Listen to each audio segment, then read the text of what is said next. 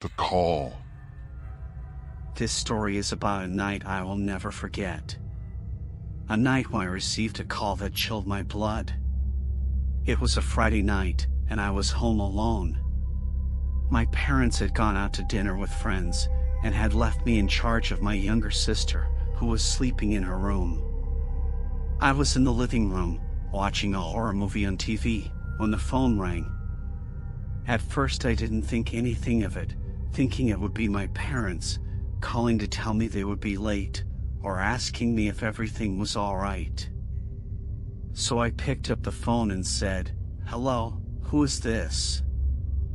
But what I heard on the other end of the line was not my parents' voice, but that of an unknown man, who said to me in a mocking tone, "Hello, do you like horror movies?" I was shocked, not knowing what to answer. Who was this guy? How did he know what I was seeing? Was it a bad joke? Or something worse? Who are you? What do you want? I asked, trying to sound firm. Don't you recognize me? I'm your secret admirer. I've been watching you for a long time. I know everything about you. I know where you live. I know what your name is. I know what you like. I know what scares you, he said to me, with a malevolent laugh. What? What are you talking about? How do you know all that? Where are you?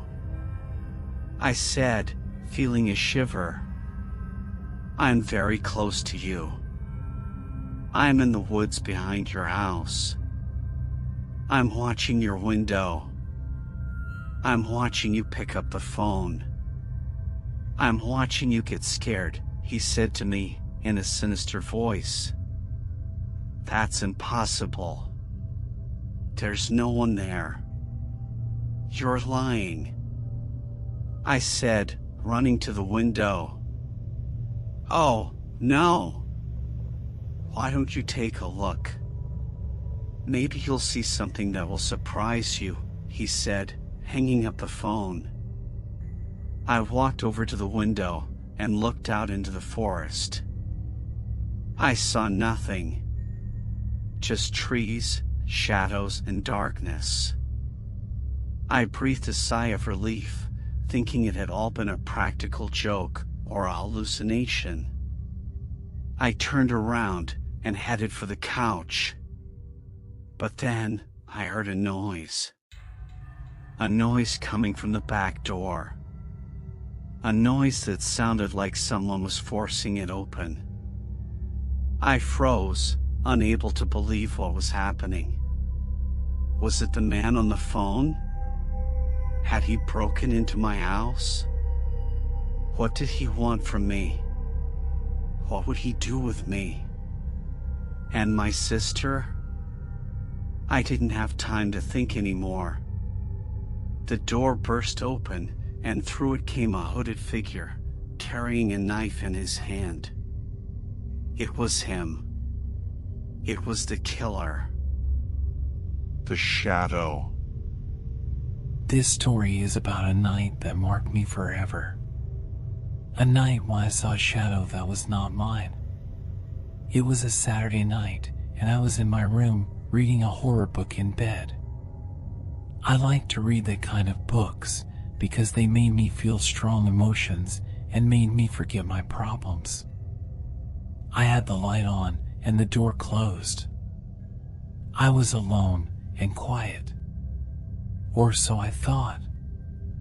Suddenly, I noticed something strange. Something that made me look up from the book and look at the wall. Something that made me feel an irrational fear. Something that made no sense. It was a shadow. A shadow that was projected on the wall next to mine. A shadow that had human form but did not move like me. A shadow that did not correspond to anyone in the room. A shadow that was not mine. I was petrified, not knowing what to do. What was that shadow? Where had it come from? What did it want from me? Was it real, or was it an illusion? I tried to calm down, thinking that maybe it was a reflection or an effect of the light. Maybe there was someone in the hallway or at the window who was casting his shadow on my wall.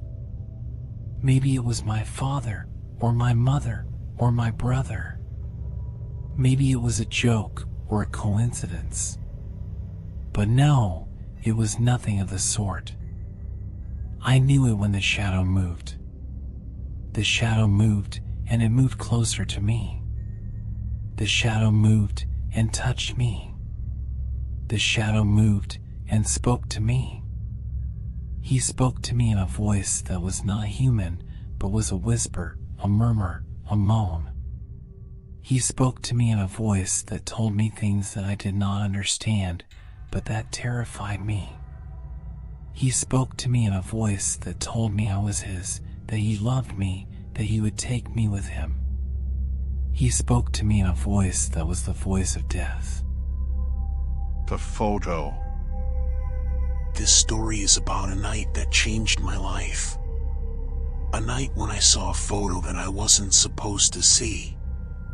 It was a Sunday night, and I was at my computer, surfing the internet. I liked doing that because it entertained me and made me discover new things. I had the sound off and the chat open. I was alone and bored. Or so I thought.